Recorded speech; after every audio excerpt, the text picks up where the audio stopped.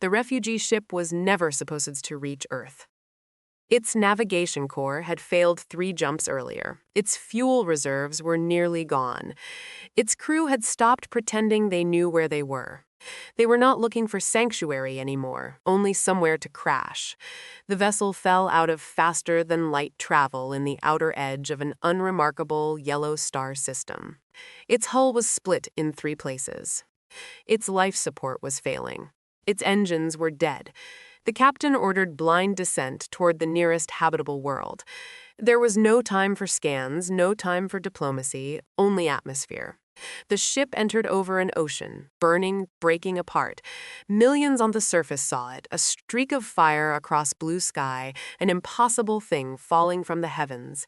It crashed in a remote mountain range, hard enough to split stone, hard enough that no one aboard believed they had survived. But they had. Barely. The first humans arrived within 42 minutes. Helicopters, ground vehicles, emergency teams. The refugees watched from shattered hull openings as strange bipedal figures in bright rescue gear approached through smoke and snow. No weapons drawn, no visible fear, only urgency. At first, the refugees thought these beings were primitive locals, pre-industrial perhaps, a species too young to understand what had just fallen from the sky. Then, one of the humans cut through the hull with a plasma torch. Another deployed atmospheric seal foam over a life support breach. A third began triaging the wounded with medical tools, more advanced than anything the refugees expected from an unknown world. The captain of the refugee vessel realized something then. They had crashed onto a developed world, a hidden one. That should have been impossible. No mapped trade route listed an inhabited species here. No galactic charts showed civilization in this system. And yet, the humans were real. The survivors were transported to secure medical facilities. Their ship was quarantined. Governments across Earth entered emergency session before sunrise. Humanity had not expected first contact to arrive in pieces. The first official communication took 12 hours.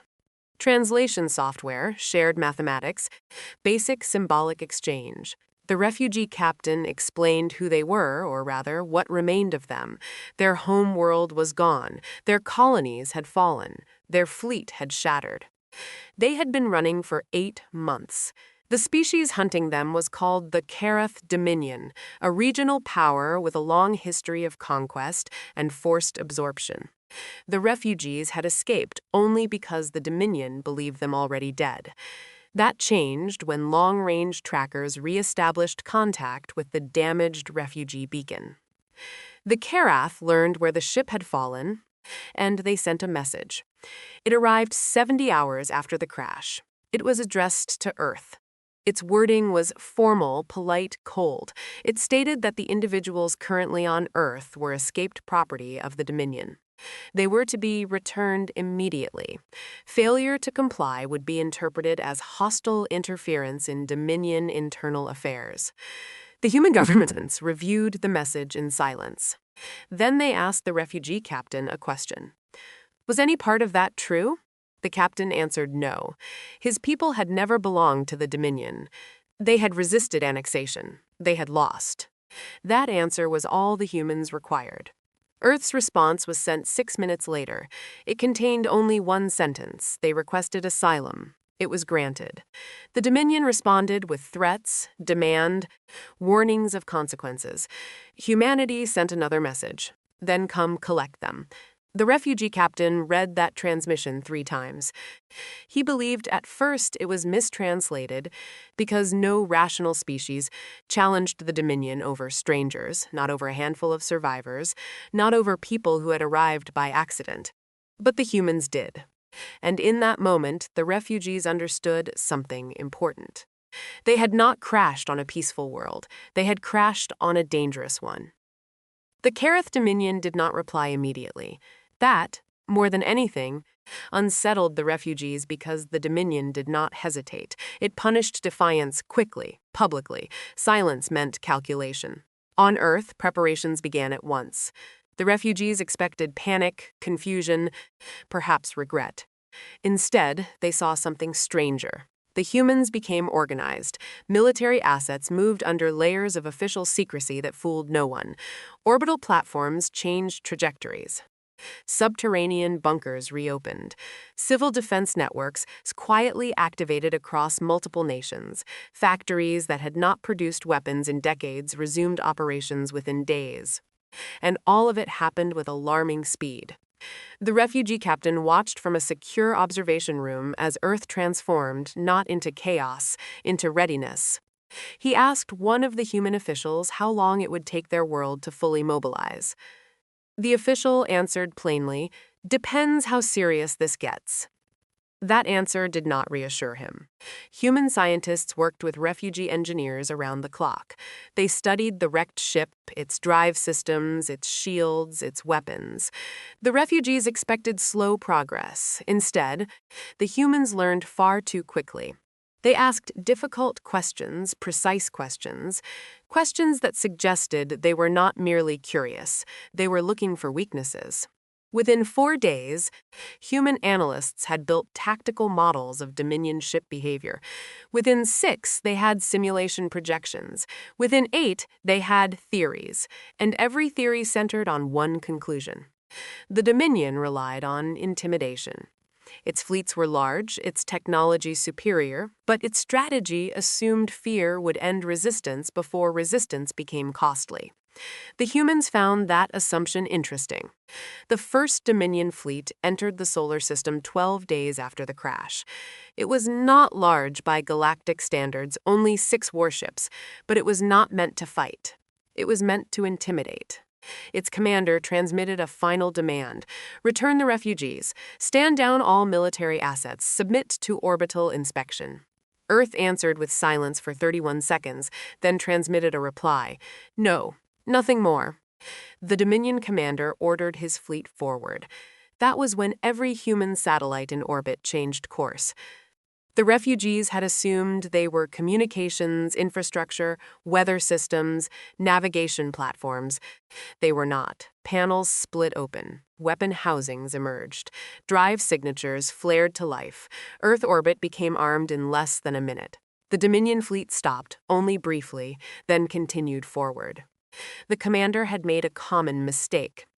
He believed hidden weapons were the same as dangerous weapons. He assumed a young species could not threaten a mature empire. That assumption lasted until the first human strike. It did not come from orbit. It came from behind them. 3 human ships dropped from stealth position beyond lunar shadow. Not large, not impressive. They fired once each. The Dominion rear escort ship lost engines instantly. Its power core collapsed before shields fully reacted. The rest of the fleet turned. That was the second strike.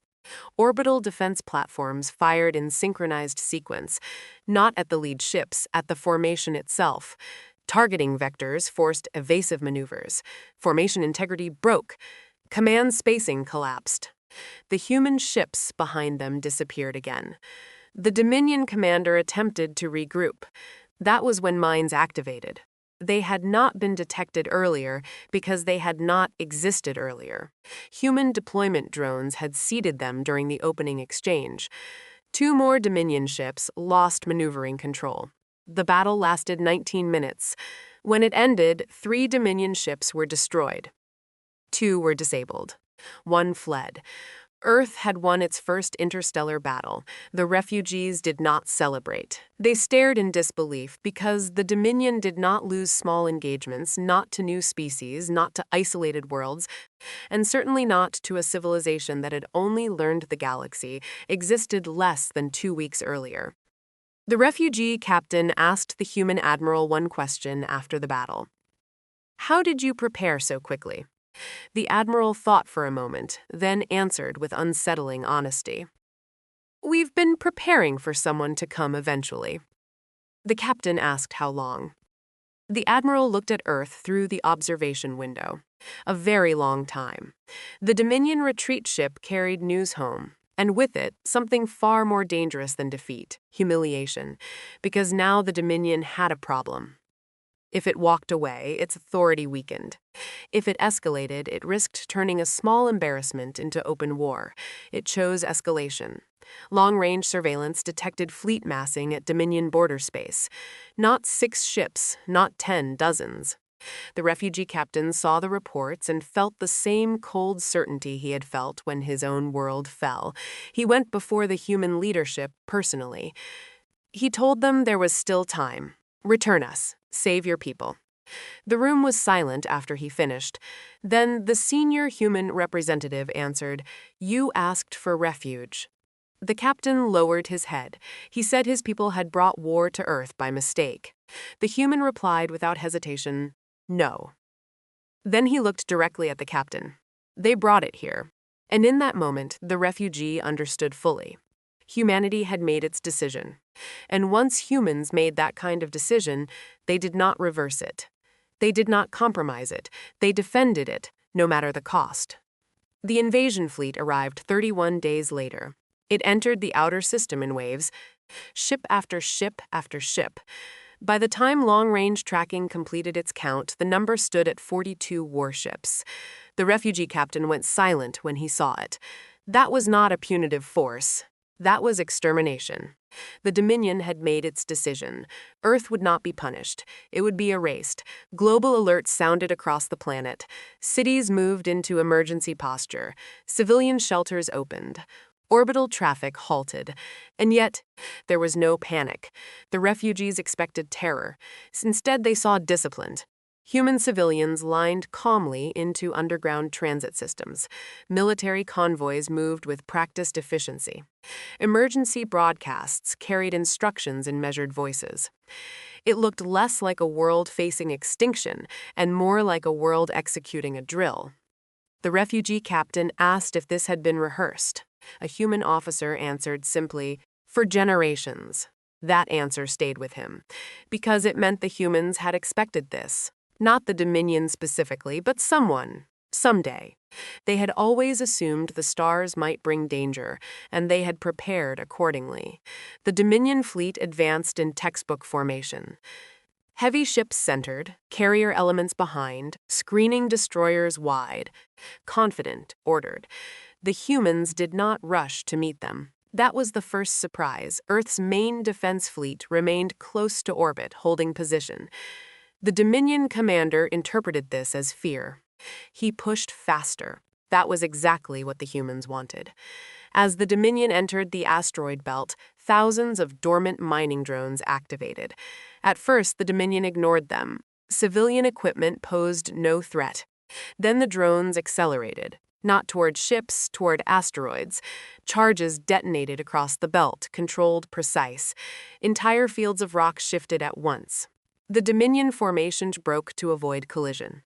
That was when hidden missile platforms fired from within the debris, not enough to destroy the fleet. That was never the goal. Only enough to force more movement, more corrections, more broken formation. The Dominion emerged from the belt disordered. Not crippled, but no longer clean. Then, human long-range artillery opened fire from Mars' orbit. The refugees had not known Mars was armed. Most humans apparently had not either. Mass drivers buried beneath the planet's crust launched tungsten slugs at fractions of light speed. The Dominion lost 2 ships before it understood where the fire was coming from. It changed course again. Another adjustment, another delay. The refugee captain finally understood. The humans were not defending Earth. Not yet. They were shaping the approach. Every engagement, every trap, every defensive layer was forcing the Dominion into a path of human choosing. And by the time the Dominion realized that, it was too late to reverse course cleanly. Earth's fleet finally moved. It advanced in scattered formation. Loose, uneven. The refugee officers watching the tactical display were confused. Again, the humans refused standard doctrine. The Dominion commander saw the formation and smiled. He believed he was facing panic, amateur. He ordered direct engagement. The 2 fleets collided near lunar orbit. The battle was immediate and violent. Human ships moved unpredictably, breaking vectors, changing speed constantly. Dominion targeting systems struggled. Not because the humans were faster. They were not.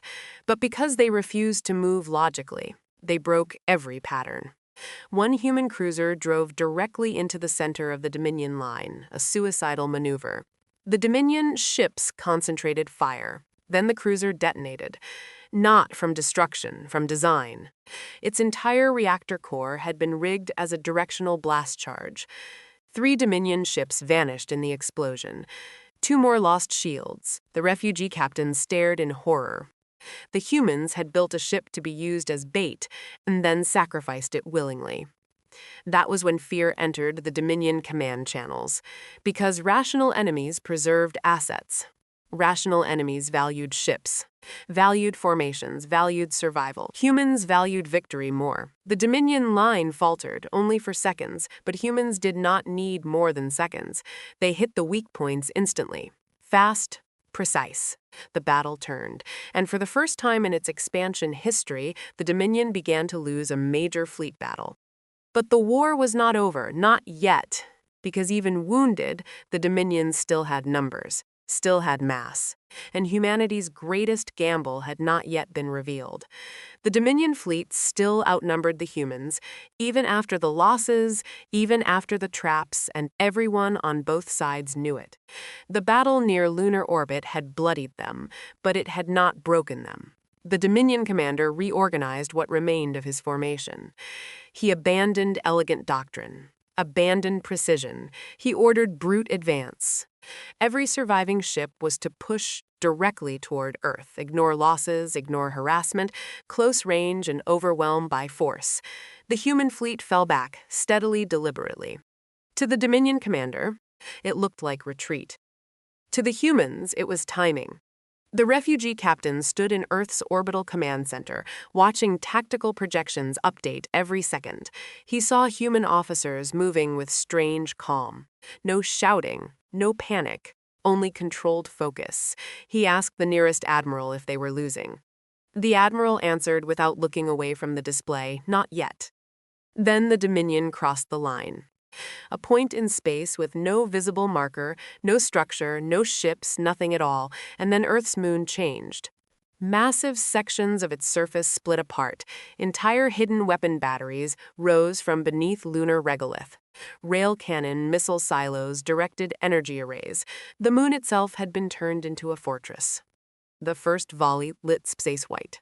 The Dominion front line disappeared under concentrated fire so dense that sensors briefly failed to track individual impacts. 3 ships were destroyed instantly, 5 more crippled. The Dominion commander froze for one fatal moment. He had not believed any species would militarize its own moon. The humans had. Because humans had looked at every object in their home system and imagined how to weaponize it. The Dominion attempted full retreat. That was when the second trap activated. The human ships that had been retreating turned simultaneously. Fresh reserve squadrons emerged from Earth's far side. Orbital platforms fired from behind. Lunar batteries continued pounding from the flank. The Dominion fleet was surrounded. The battle became slaughter.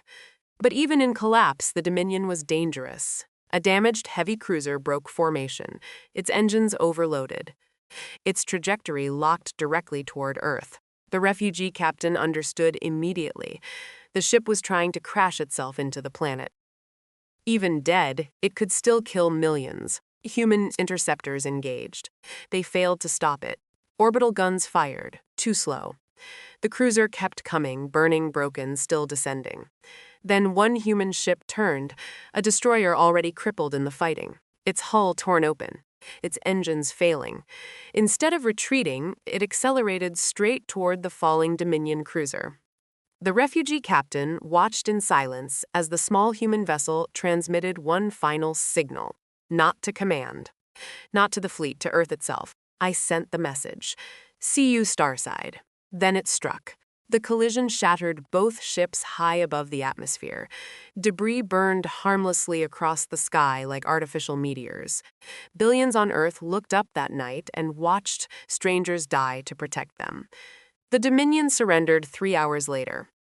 Not because every ship was destroyed, not because none remained capable of fighting, But because their commanders no longer believed victory was possible, they had come expecting primitives.